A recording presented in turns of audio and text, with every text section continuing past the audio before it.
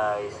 So ngayon tuturuan ko kayo kung paano nyo ma-access yung mga router nyo sa bahay nyo. Punta kayo sa Chrome. Siya, search nyo yung router nyo, yung router name nyo.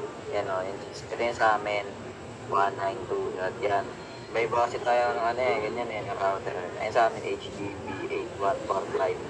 Kasi yan, sulat na yung username, admin nyo sa amin, kasi yung password nyo. Siyempre, secret nga lang yung password namin dyan. Wala ka namang sabihin ko pa. Tapos yan, pindutin nyo yung enter. Kasi yan, makikita, as you can see sa screen, makikita nyo na yan.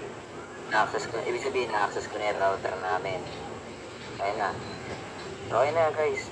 Ano lang, gusto ko na lang mag-thank you kay James para sa pagpaparam niya ng PC niya. Yun lang, thank you.